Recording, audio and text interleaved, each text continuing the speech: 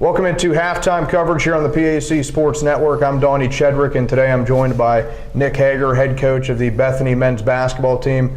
Coach, in your fourth season now at Bethany, so just in general, talk about the experience you've had here. It's kind of crazy. It's been 4 years. It's flown by.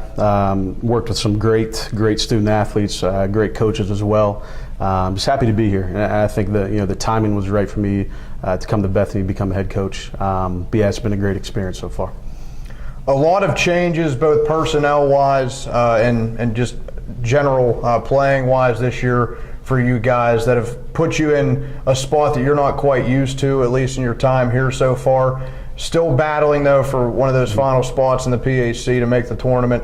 What have been some of the things that you've done to keep the team positive throughout the season? I think we preach process, and it doesn't happen overnight. And we've really got the guys, I think, bought into that. Make each day count. Don't waste any time in practice. Take advantage of every opportunity, even if things don't work out the way we want them to, as far as wins, losses, success, failures. We can still learn from it. And I think guys, especially in the second half of the season, have really bought into that, and they've taken every experience that they've had and they've tried to, learn from it and get better from it. And I can't give the guys enough credit, especially with who we lost last year with that group of seniors and guys coming back. It's been pretty remarkable. And I think again, I've said it before, but our best basketball is ahead of us. Especially with this young group.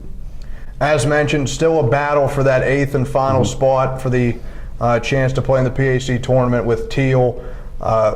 How exciting is it down the stretch run of a season, the final few games, that it really all means everything, each and every moment of each game whenever you're playing for basically the life of your season? Yeah, it is exciting. I'd much rather be on the other side of it and be comfortable in, but no, I think with this young group, again, they're getting a lot of experience, and for that that last spot in for the conference playoffs, that's big. That's big for these guys. Every game counts going forward, and I think our guys are ready for it, especially with how we've been playing lately.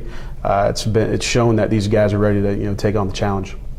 Your team was in that comfortable spot last year, riding that to the PAC championship game in a loss against Thomas More. But what was that whole journey like for you and the entire team? It was a great experience. Again, we had some really good players, some veterans that have played a lot of minutes. Played a lot of minutes for me and over their career. So it was really great to work with them. Seems like it went by way too fast, way too quick, but I really enjoyed it, and really enjoyed the guys who were a part of it. Before coming here, you were an assistant coach at Juniata. How did that position help prepare you for what you're doing right now? It prepared me a lot, very well. Greg Curley, who I coached with and played for, got me prepared. With how he runs a program, everything from in season, out of season, to behind the scenes stuff with community service and everything. I learned a great deal from him, and I was an assistant, but did a lot of things that head coaches do, working with the players, film breakdowns, scouts.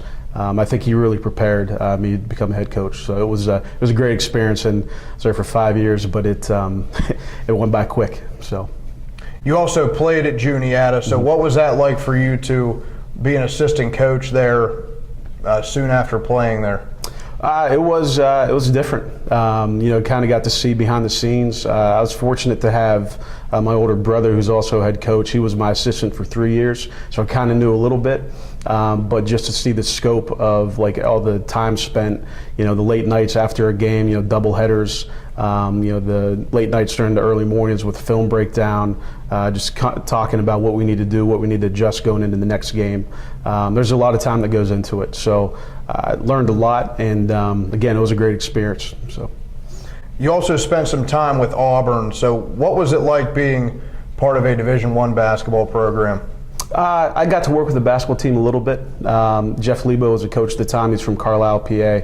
Lebos are a pretty big name, had really good high school careers and teams. But I worked mainly with compliance, and going from a small Division III school, private liberal arts, to a big-time SEC Division I athletic department, and to see the compliance side of it, it was eye-opening. I was fortunate growing up. My mom worked at Allegheny College up in Meadville, so I kind of grew up on that campus and got to see a little bit of the behind-the-scenes stuff. But really, at Auburn, it was there was a lot that went into it, a lot of manpower, a lot of hours that went into it, and it was great. I mean, it kind of helped me decide what I wanted to do going forward, whether going to coaching. I definitely knew I wanted to be around athletics, but going into coaching was definitely what I wanted to do. It sounds like you were always destined to be a basketball coach. Was there another sport that you maybe played or had an interest in growing up that you thought you might want to get into coaching in that sport? Coaching, I played baseball when I was younger, and actually my dad, who coached over 35 years of high school basketball, I joke around and say, like, people ask, like, oh, would you always want to get into coaching? I said, well, I didn't have a choice. And my dad always coached, but that's slightly joking. Being around that, a lot of family vacations were hey, going to team camps, high school team camps and basketball camps. Remember Georgia Lehman's camp at Shippensburg University, going to that almost every summer. I knew coaching, I think, was going to be in my future. Definitely athletics. But I did play baseball when I was younger. My dad was a pitcher. Got a full ride to Iowa. Got drafted by the Pirates. So I think I had that background. But definitely, basketball was my first love, and definitely wanted to pursue that and stick around that. So, if it wasn't the basketball coach route, what path would you have gone down? I think at Auburn, I was pretty close to pursuing my doctorate in possibly law school. Because if I wasn't going to go the compliance route, that's kind of what the route you needed to go to get your law degree. So I was pretty close to going that. But first love with basketball. Came back, coached a year with my dad at Franklin High School, and then timing's everything. The assistant position opened up at Juniata that next year, and I stepped in and coached with my college coach, Greg Curley. Nick Hager, head coach of the Bethany men's basketball team. Coach, thanks for your time. Absolutely, appreciate it. We'll be back with more right after this on the PAC Sports Network.